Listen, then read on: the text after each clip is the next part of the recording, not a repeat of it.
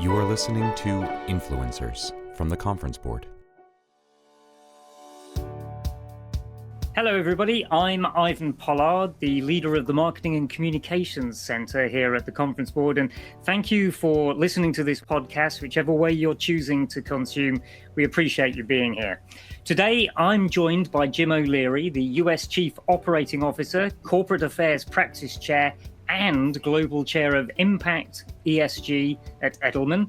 A lot of roles and all very relevant for what we're going to talk to you about today. So welcome, Jim. Thanks, Ivan. It's great to be here. Great. Well, as Jim and I were talking beforehand, we actually do note that for all of you out there, in the last 24 months, repeated disruptions and distortions and discontinuities in the business world, all of that has led to the role of corporate communications elevating and is now in a critical position in the company ecosystem. So speed and calmness, accountability, flexibility, and resilience are now required skills as strategic and tactical stories are carefully managed across all stakeholder groups in what can only be described as turbulent times. And that turbulence is continuing as we've evolved from COVID disruption and social and civil issues into now economic and geopolitical issues. So we're going to be talking about what we've learned over the last 24 months about how the practice of corporate communications has evolved and how the CCOs and their teams hold on to this new form power and keep on delivering even more important results. So Jim has a vast depth of experience in all of these aspects as he advises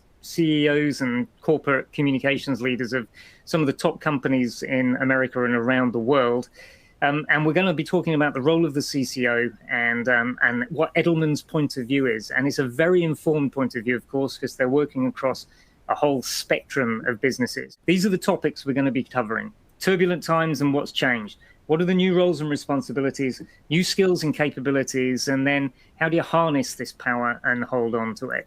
Let's start, Jim. Thank you for coming along again. Let's begin with you telling us a little bit more about yourself and the powerful company you work for, Edelman. Yeah, thanks, Ivan. Happy to. It's great to be here.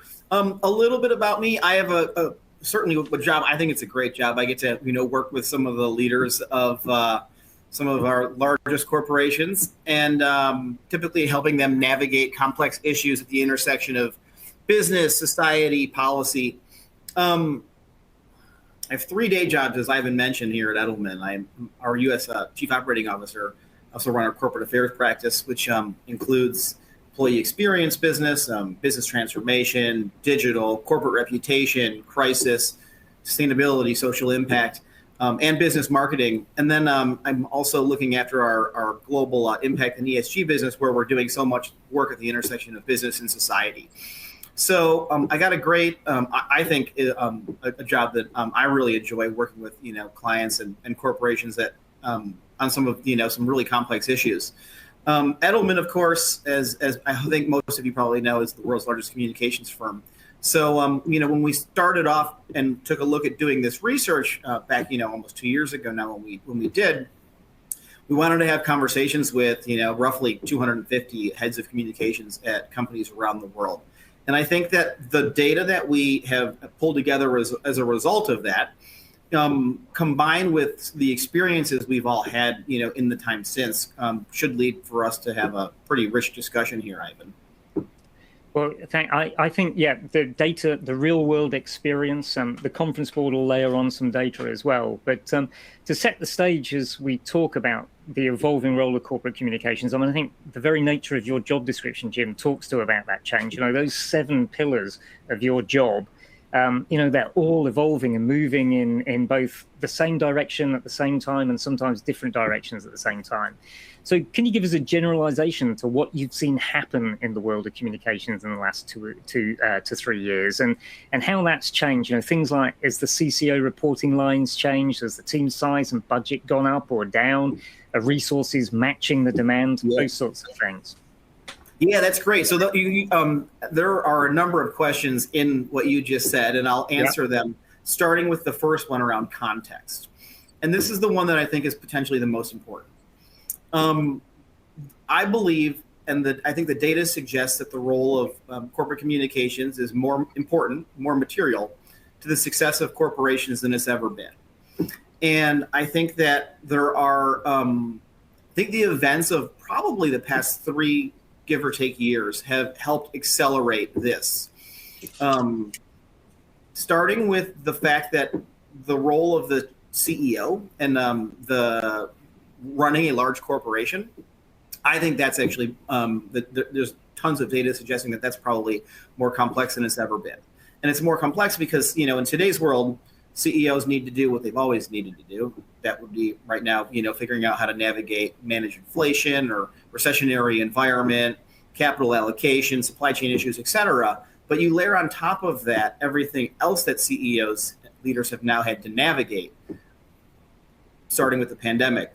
From there, we had, racial and social justice issues in the wake of the murder of George Floyd. Fast forward, Russia's invasion of the Ukraine, geopolitical issues and tensions there, but also elsewhere. Here domestically in the United States, issues around LGBTQ, issues around the reversal of Roe v. Wade, the fact that companies had to navigate the complexity around all of these things. And then most recently, and of course, on top of all of that, issues around sustainability, et cetera.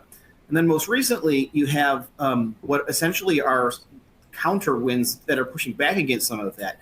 You have a movement that is very much, is critical of what they're characterizing as woke capitalism, right? You have pushback against ESG. And so all these things combine to make the life of a CEO quite complex, which is an understatement.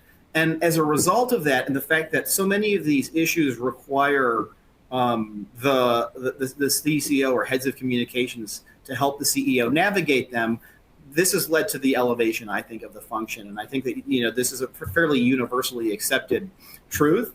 And as a result, of course, this brings a couple things to the table, right? One, it means that if the role of communications is more important, as I've already said, it also means that many of the top communications roles are increasingly more difficult as well.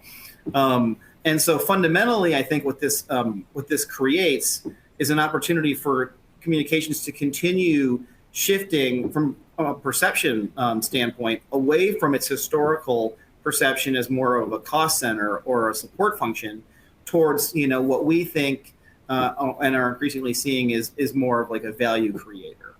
And so, of course, this is a very good thing for the function and the profession, but it's certainly not without its challenges.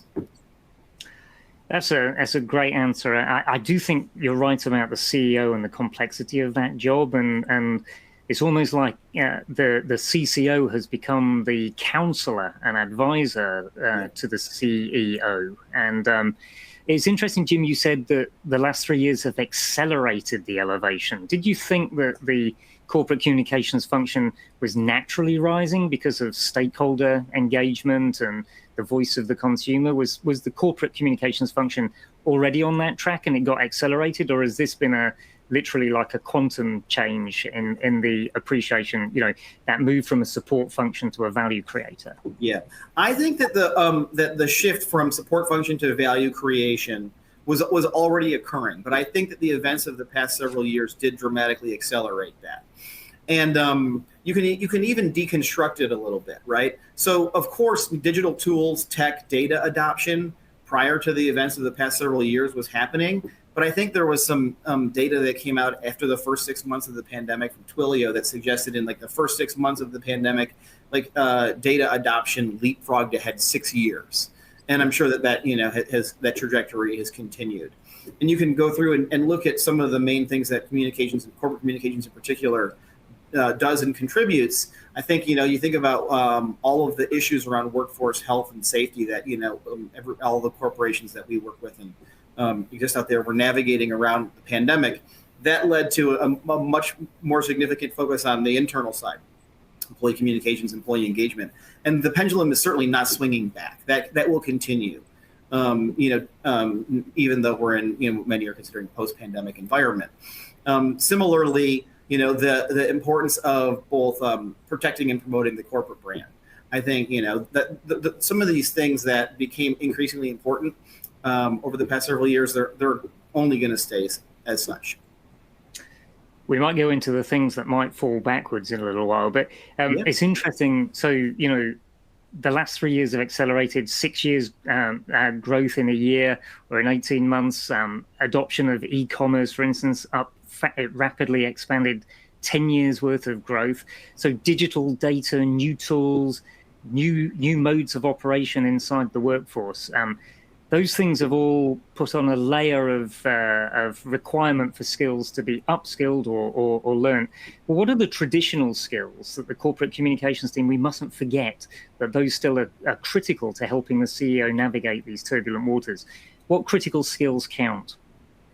Yeah, sure. And, before I answer that one, let me go back to, the multi-part question you asked earlier, of which I only answered the first part, because there are some interesting observations around CCOs and reporting that we've seen over the past couple of years. So I think, you go back 5 years, roughly 1/3 of heads of communications of CCOs reported to the CEO.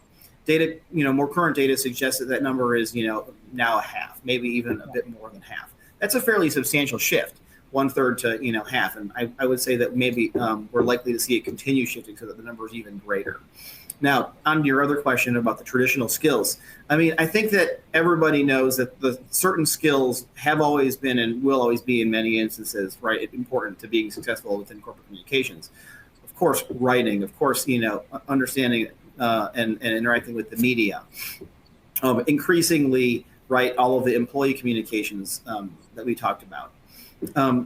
The fact that I think, certain things like just analytical thinking or presence and poise with, leadership and executives, those things have always been important and always will continue to be. The skills that I think are increasingly important now in today's world that maybe were less so in the past, or at least in some organizations less so, are, right, like acumen around digital tools, tech, data, analytics, use of data. What we can do now, I think I'll put it underneath the umbrella of comms tech, which is essentially communications technology. There's communications technology and the use of it, and the ability to use it in ways that previously just didn't exist, and so we can do things that we couldn't do in the past.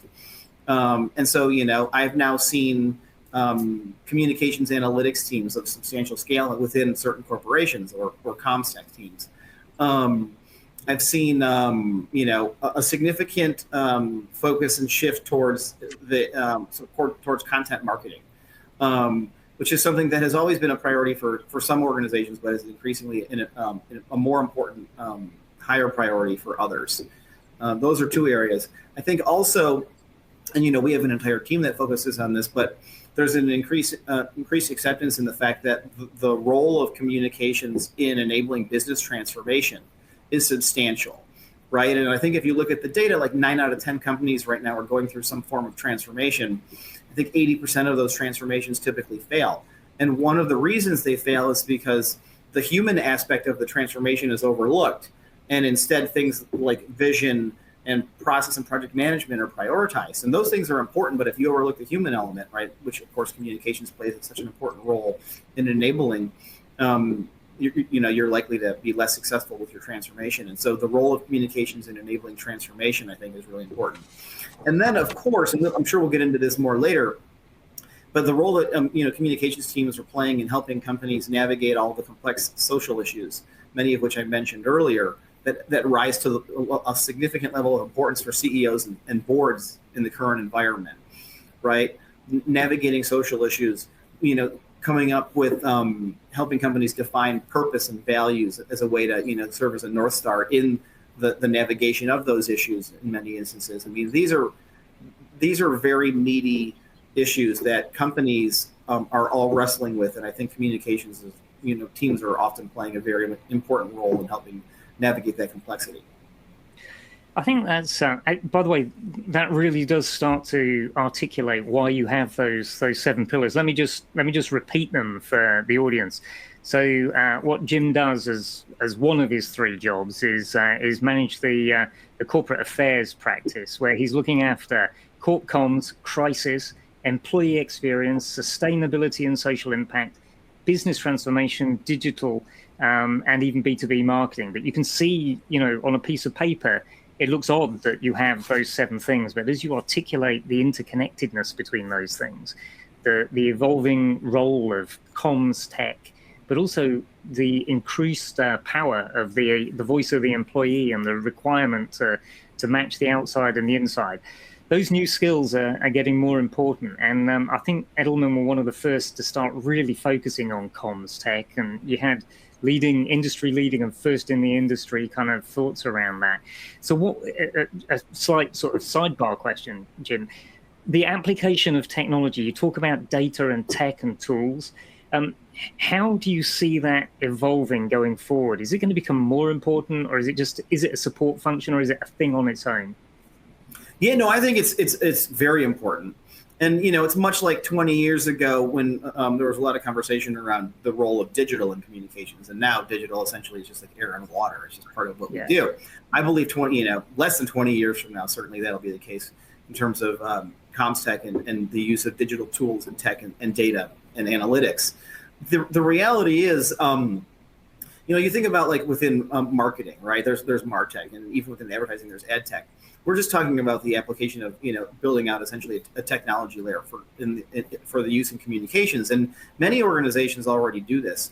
But the ability to do basic comms tech is much different than what is the possibility of doing highly sophisticated comms tech. And this comes in all sorts of different forms. It comes in the form of very sophisticated targeting, right? Audience targeting. It comes in the form of predictive analytics, understanding things about our audiences, our stakeholders that we previously were unable to understand, or certainly not understand in real time, and using that data to do things that in the past we couldn't do. I've seen a couple interesting things. I've seen linkage between quantitative linkage between communications activities and market capitalization. I've seen similar, linking between communications activities and market share. And then I've seen, a number of companies look at things, in our case, of course, because we're so focused on trust. Trust is a big one. And looking at like how changes in trust related to certain areas, sustainability, for example, purpose would be another, how changes in trust related to those actually impact, certain business metrics and performance metrics. So I think there's a lot that can be done and is being done in the CommSec space, but it's still very nascent. It's an emerging capability. And I think that there are certain corporations that are really on the leading edge of this, but I think that many are still just trying to figure it out, to be honest.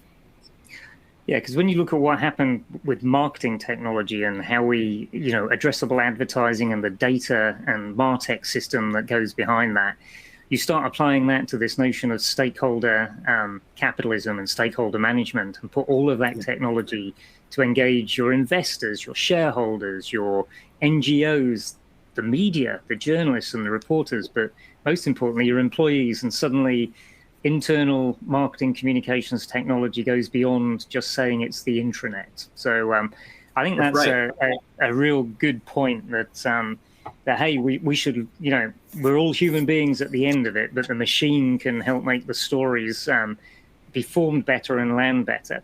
So with all of this change going on, increased workload, pretty obviously, there's an elevated power, I guess, for the CCOs and their teams, but there's also obviously elevated responsibility. So this constant roundabout of new challenges, new technologies, and this notion that comms really is now starting to get measured to have an impact. What are your thoughts on how the function might be best structured as we go forward, and how those structures might vary from business type to business type? Yeah, well, so what you mentioned at the end there is the answer to that question, right? A lot of times we get asked, especially after we did all this comprehensive research around org structures and, what is the best org structure? And of course, there's no silver bullet, right? Some companies are much more inclined towards a centralized communications functional structure. Others find a decentralized model to be much more effective because it's closer to the business is what that rationale would be.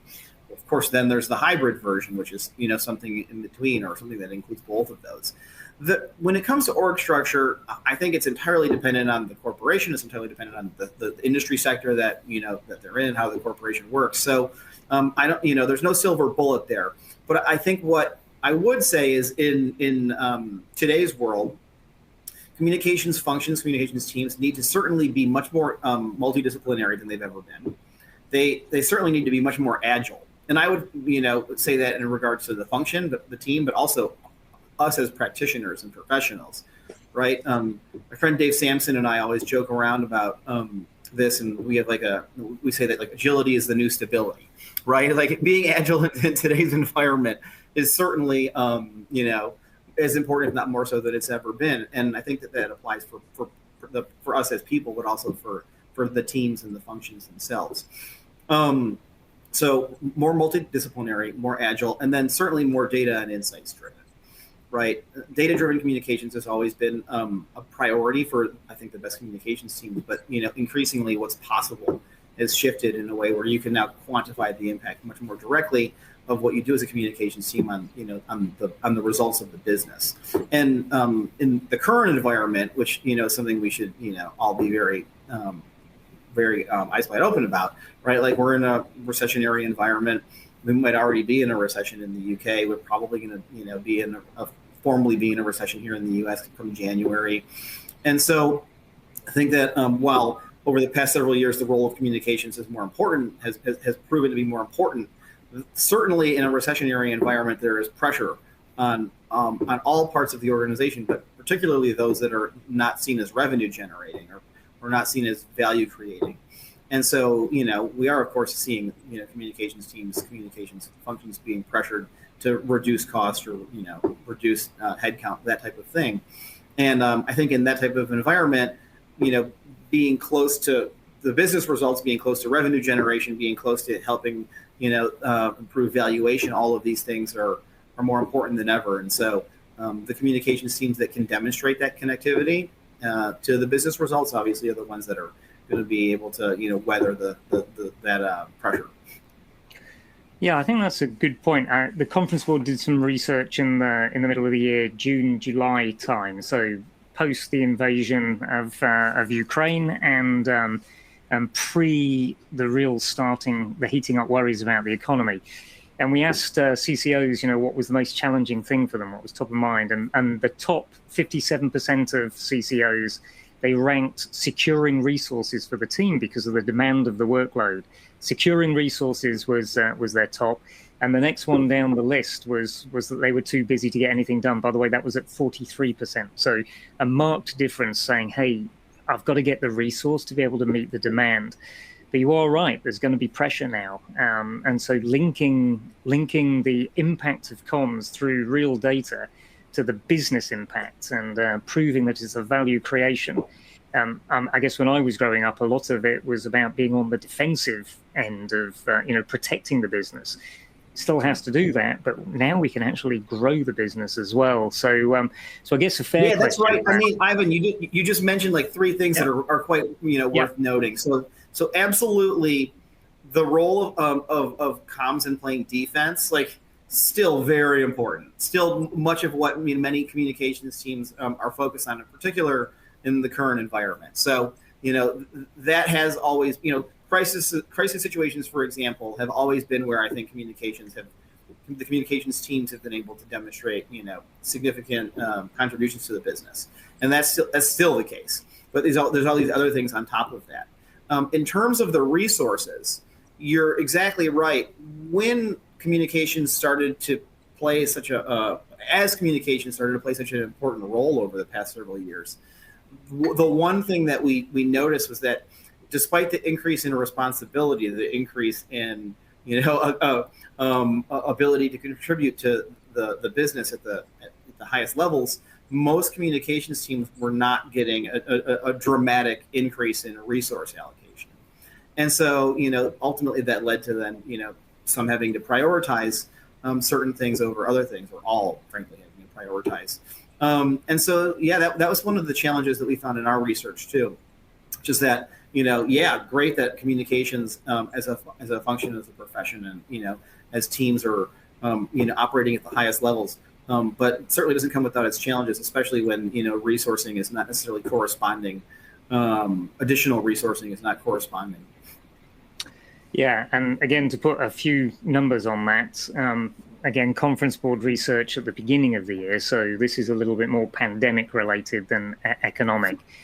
We had 36% of comms teams saying that their team size was going up, but almost half, 48%, saying their budgets were going up.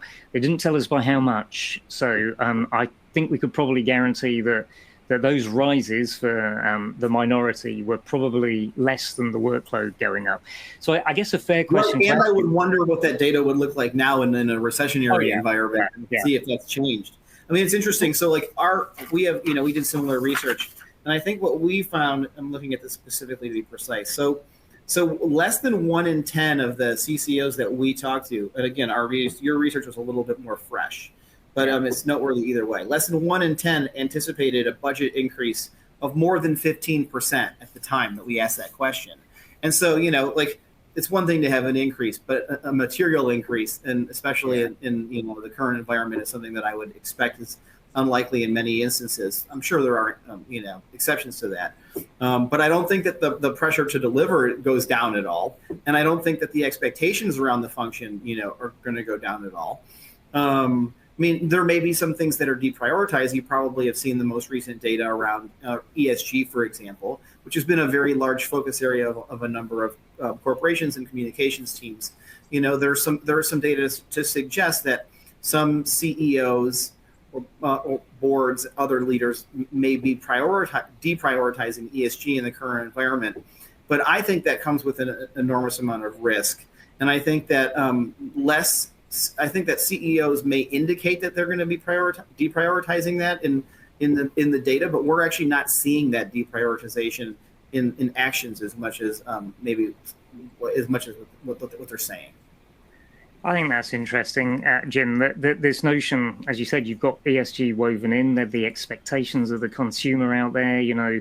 I think by the way, everybody should go look at the Edelman Trust Barometer and see what that's saying. It's been going for 23 years, I think. And some of the questions that you've been asking recently will point to this fact that the expectations for companies to do something about the environment and about society are much bigger than they are almost for government. And it's been tracking like that for the last 15 years.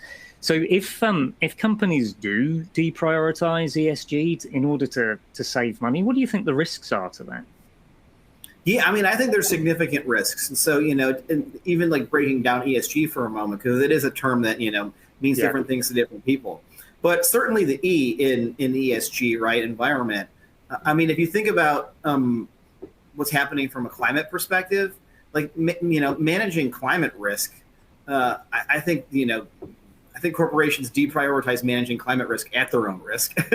And then the S in ESG, which is social, right? If you think of the events over the past several years, I mean, we saw what happened when certain corporations did not take, the racial justice movement issues seriously, social justice movement issues seriously. We saw what happened to, a very famous company in Florida, based in Florida, when the governor there decided, to use them as a bit of a political punching bag, or at least attempting to do so. And, that led to, DeSantis essentially now having an entire, campaign against woke capitalism, woke corporations. And so I think that companies deprioritize the navigation of all of this at their own risk. I do think, what we typically get asked by the leaders of corporations when we're dealing with, some of this is, what do you do when you essentially have these two counter currents or winds, crosswinds, I guess is maybe a better term. And so the first is the crosswind that is pushing in favor of increased focus on sustainability and navigating social issues. Essentially the role of business in society and a much more multi-stakeholder, stakeholder versus shareholder view of the world.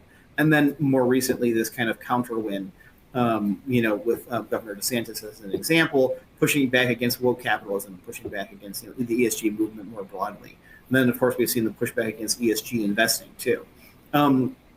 It's certainly a challenging environment, and I think that anybody who thinks that they're going to be able to just kind of like duck and cover any leader thinks they're going to be able to stay out of it is doing so at their own risk. I think all corporations need to be prepared at a minimum, to navigate all these issues. So being prepared and actually having a partner that can advise them independently and with a perspective is really important out there. So the role of communications agencies and consultancies, I think, is really important now more than ever. So the elevated function, those counter and headwinds and tailwinds, how they're going to go through the navigation of the economic storm, is going to be fascinating to see.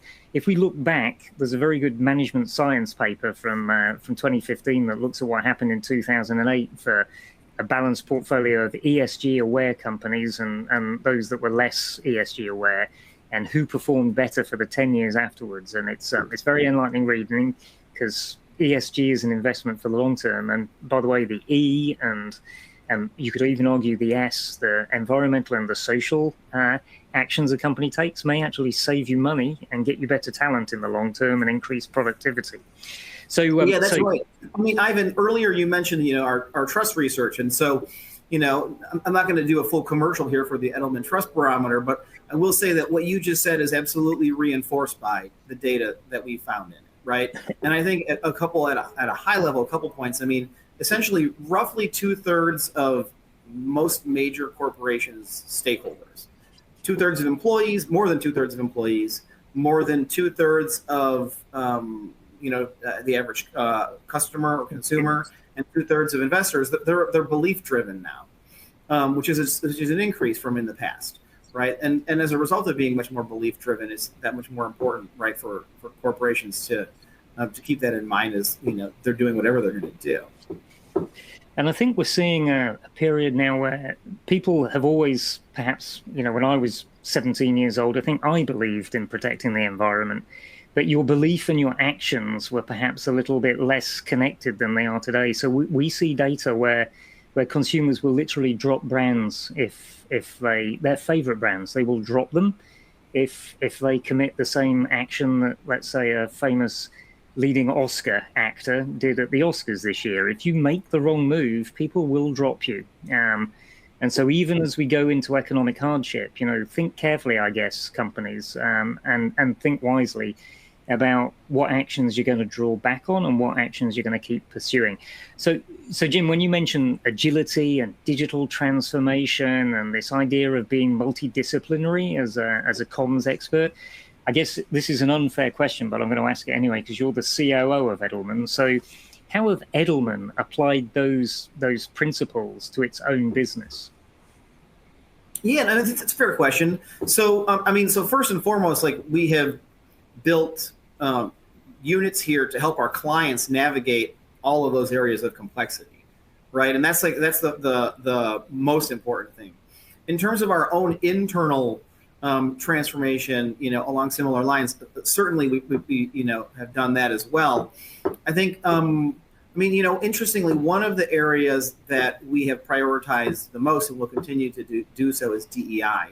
And certainly in a way that we have DEI at the table now in a much bigger way than we ever have in the past. And, there's still a lot of work to be done on that front for our industry and even more broadly.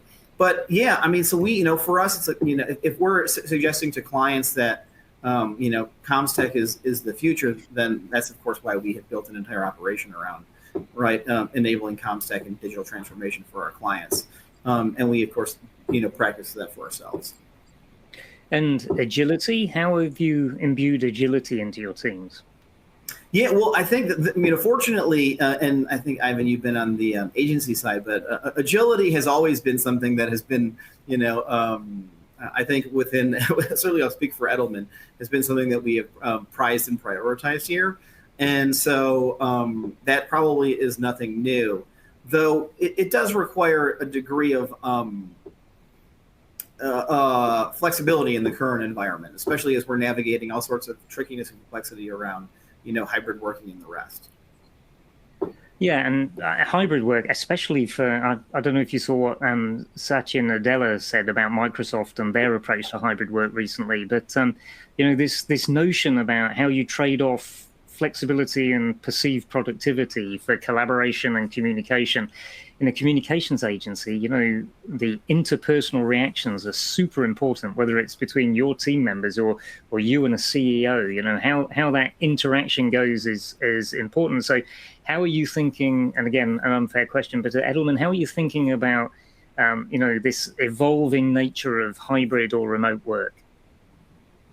Yeah, well, I think we're thinking about it probably similar to most people, just we're in the midst of still figuring it all out. But as of right now, we're very much hybrid.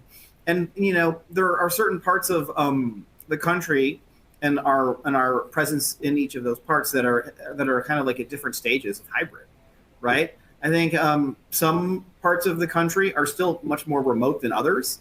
And, our workforce in those parts of the country reflects that. There are other parts of the country or, even outside the country, I think, for example, like London is a place where I've spent some time, and it's there. I feel like London has been less remote for a while than other places. Yeah, certainly my friends, you can hear from my accent, I'm from that place. And Right. Even though I'm sitting in a basement in Minnesota, I'm still very connected to London. And you're right, they went on a harder lockdown than some parts of America, and they came back faster. And my friends in advertising and marketing over there, they didn't come back to work because they were told they had to. They started coming back to work because they found it was beneficial. And I think that's interesting. Let's go back to this notion of multidisciplinary and the rising role of the CCO and the team inside a company. So as I was chatting to one of our member CCOs the other day, he said he described his team inside his very big organization now as being like the insider consultancy or agency, because it sees across all of the parts of its own business. And remember, this is just one business. So, but it's informed on the expectations of all of its employees and its stakeholders and the internal drive for how it is going to connect. So if that is true, if the internal team is playing that role, is that becoming true in more businesses? It was just a sample of one. Is that role of the comms team as the eyes and ears inside the business for what needs to happen? Is that rising in your perception? And when you do that, what role a partner that can see across all different businesses rather than just across the stakeholders of one business, how's that system changing? Yeah, well, it's interesting because I think that communications has always had the enterprise view and the responsibility that comes along with having the enterprise-wide view. And so I don't know if communications has a greater enterprise view than in the past. I think, like I said, it's always been that way. But if what you're asking is in part, is communications playing a more consultative role based on that enterprise-wide view to the C-suite in a way that is probably more material or more connected to the success of the business? I think the answer to that is yes. That was much better put than I put it. Thank you, Jim. That's why you're in communications and I'm in a think tank. Yeah, no, that's a really good way of putting it. I actually do think they're getting listened to more, and I think it's become much more strategic as well as tactical. It's not just the short-term reactions; it's the long-term thinking. So yeah, that's right. And it's not to overlook also the fact that the tactical work that happens day in and day out, like that is all still very important work. Oh yeah, right. It's just that there's all these other things that have now been layered on top, or added to the to-do list. Some of which can be highly visible and valuable within an organization. And that layering on the top goes back to this question of resourcing. So, Jim, what would you advise our listeners and our viewers to think about when they're building the case for more resource? You talked about connecting the impact of communications to business results, but how do you go about thinking about that and pitching it to the C-suite and usually the CFO and the CEO? Right. Well, I mean, typically, the argument includes a number of things that you just mentioned, right? So first, it's like connection to the business results or to business impact. I think certainly a lot of organizations benchmark, vis-a-vis peers, and have a look at how other leading organizations that are known to do communications quite well are doing things, and the resourcing that they're applying. The main thing that, if you think about all the increased responsibility and then building an org to deal with that, I mean, a lot of it, of course, is also just like pulling it together and visualizing it, right?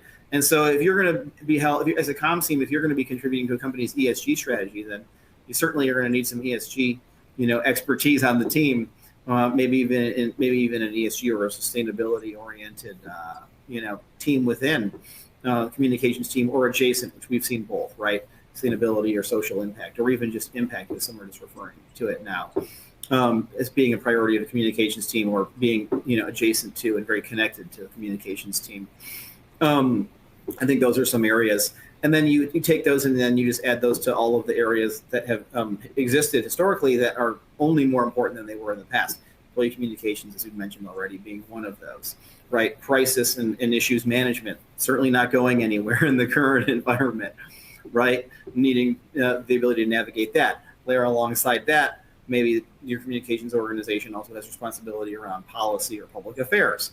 Next to that, you might have now an increased responsibility around or a desire to be much more data driven. So you have a CommSec operation or a communications analytics operation. Some organizations, depending on how things are divided up between communications and government relations and marketing, also have maybe a bit of an advertising oriented aspect to it. Not so much the product advertising, but more of the enterprise level issues advertising, which is something that you'll see too, especially in the current environment. So you start to kind of line up all of the things that are expected of a team to deliver on, and that's certainly one way to help make the case for additional resources. That's good. So, and I'm going to go to a couple of questions that we got in the chat in a moment, because one of them relates to this. So, line up the demand, and therefore what you need to meet that demand, the expectations of the team, but then find a way of proving it with the data that it's having an effect that you want. So Matthew has asked us, with the respect to the comms tech then, okay, have you seen anything that that truly and directly measures the PR impact on sales for an organization, B2B or B2C? And not just talking on one-offs, but on a long-term kind of basis over time. Are the companies out there? I've seen new AI-driven things that will relate the history to the predictive and stuff. What are you seeing, Jim? Yeah, so Ivan, you froze there for a while. I'm not sure if it was my computer or yours that froze. So essentially, all I heard was something at the end about AI and predictive.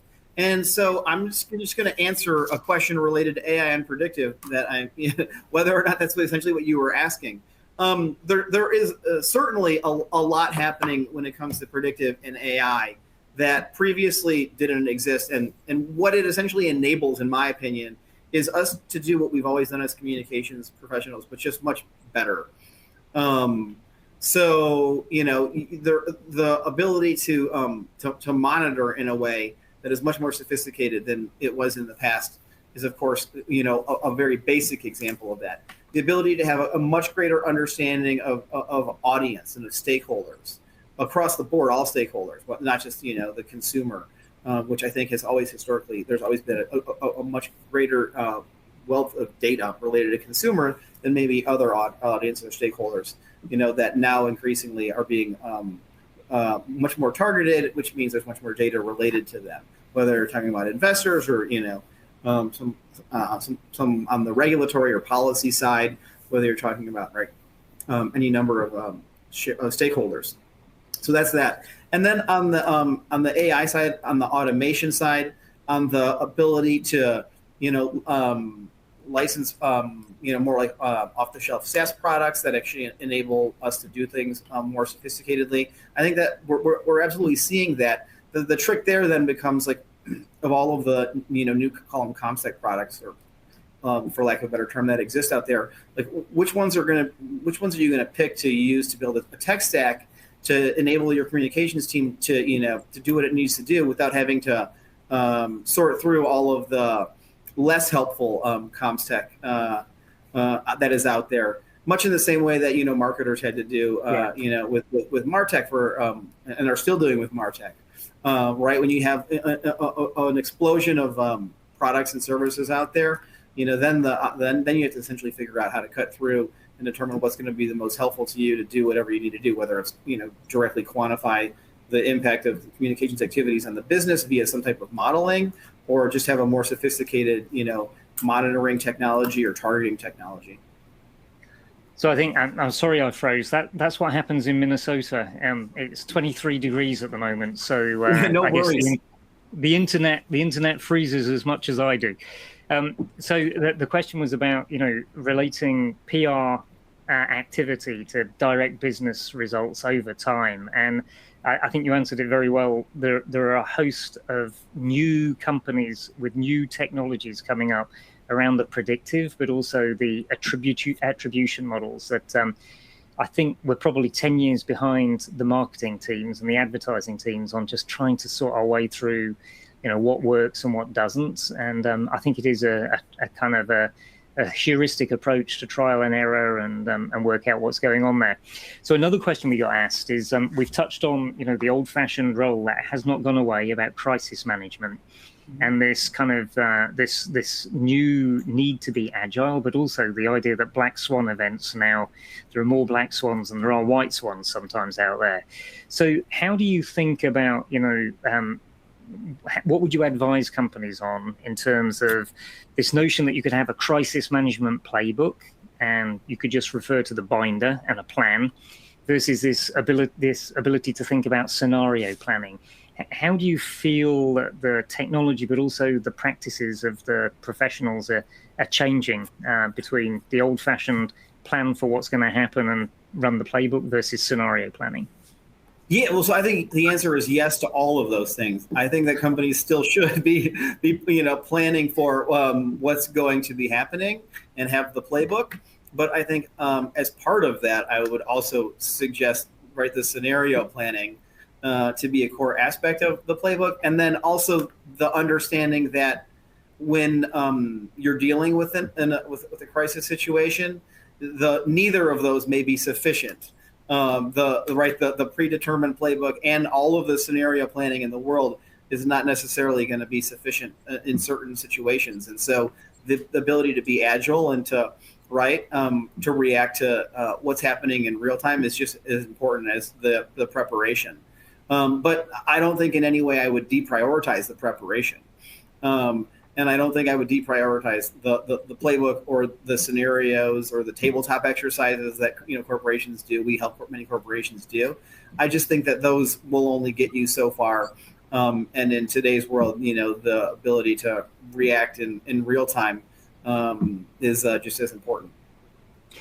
And then underneath all of this, which we'll come back to, what you don't need to do an ad for the Edelman Trust Barometer because it's a worldwide renowned thing. So, but trust as a basis, all of these stories, whether it's in crisis response, whether it's an internal narrative or it's a long-term strategic narrative about the purpose of a company and ESG, how are you seeing people managing kind of their appreciation for trust and how to build trust? What are the methodologies that are emerging, and what are the things the practices that have stayed the same around trust?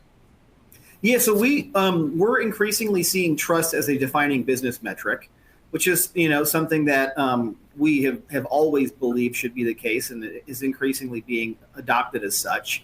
And we see the prioritization around managing trust, as something that many communications teams are now focused on, measuring and managing trust. And so that is absolutely occurring in a way that I think is only going to continue to accelerate. When it comes to trust, I mean, you mentioned a little bit of this earlier, I believe, but the trust in institutions is not in a good place. Right? Trust in government is not in a good place. Trust in media is in an even worse place. The trust in business is in a better place. I think trust in media, going back to that for a minute, is low in part because of all of the problems that we're seeing around misinformation and disinformation and the widespread disinformation is a widespread problem now, right? And it's driven not just by social, but a lot of what's happening on social media. And I think that, managing misinformation, disinformation,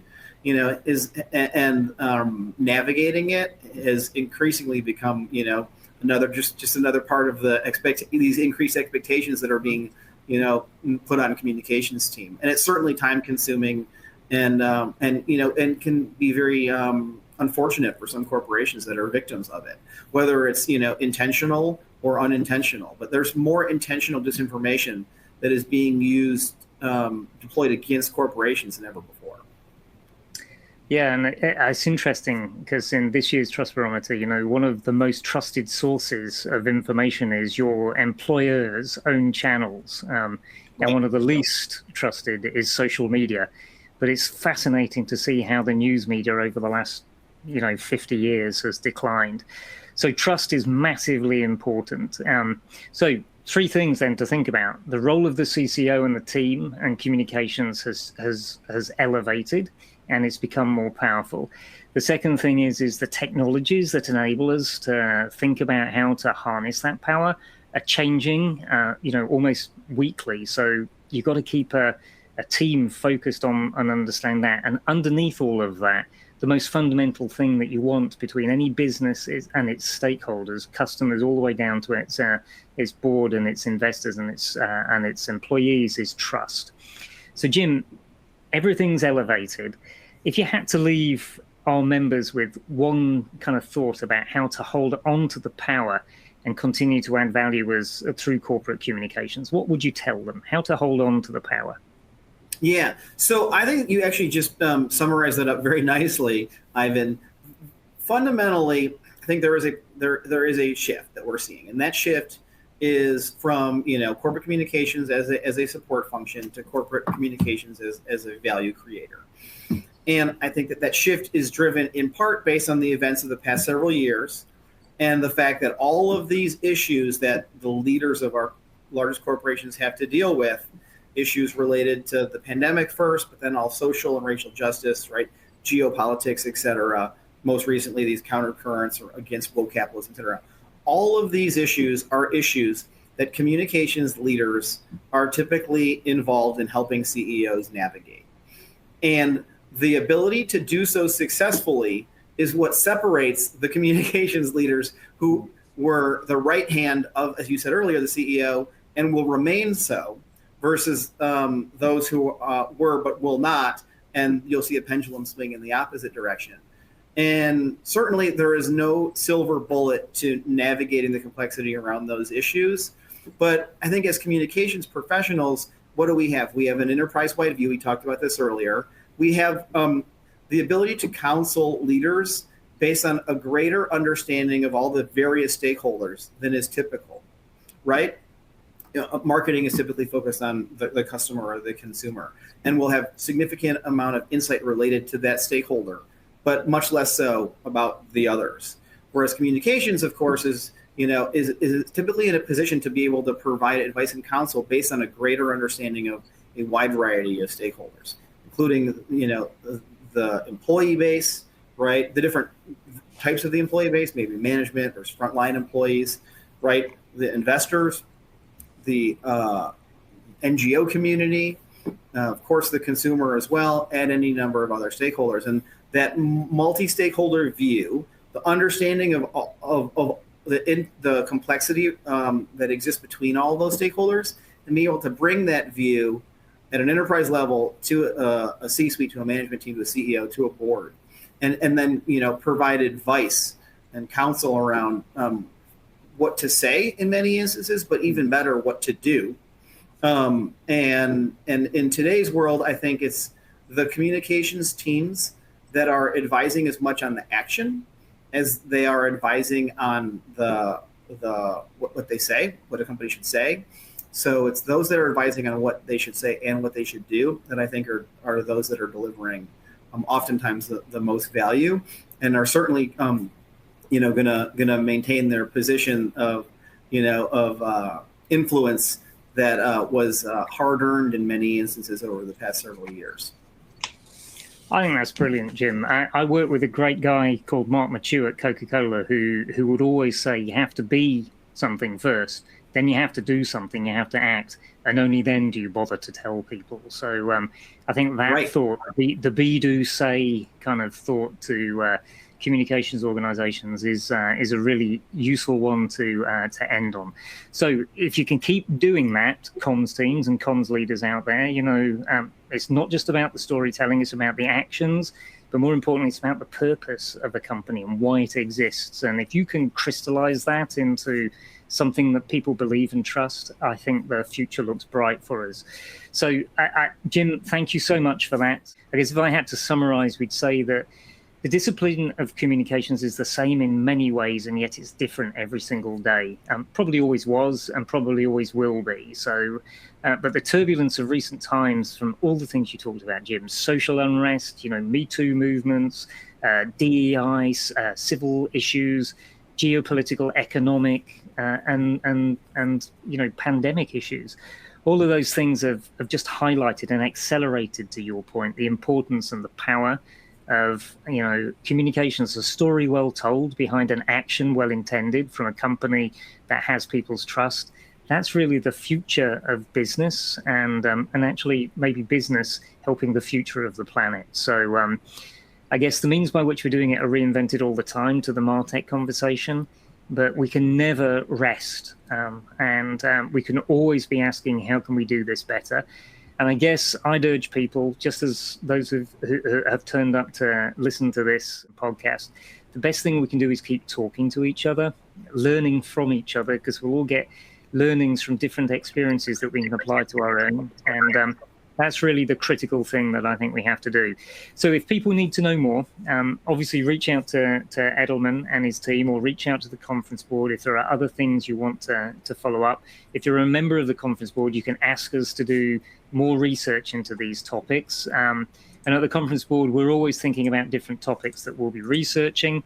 To the notion of Corp Comms, there is a big conference coming up in March of next year. So get an early registration on that, and we'll be tackling some of the issues.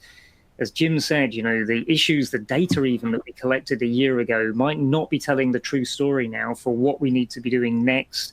As recession's definitely coming, GB's feeling it, UK's feeling it already. It's coming to America. You got to watch the whole of the EU, little bits of Latin America, but of course Russia as well. So we'll see what happens, and China and Taiwan. And to that point, there's a good resource at the conference board just on the website. Just go and have a look at all the papers that have been and the data that's been produced around what you think you might want to do coming up. So I want to thank you once again, Jim, for taking the time to be with us here. Super important to hear from experts in your job, and I'll let you go back to your 3 jobs and your 7 disciplines, and perhaps have a nice cup of coffee. So thank you, Jim. Thanks, Ivan. Appreciate it. All right. Take care. Thank you, everybody. This has been Influencers from the Conference Board.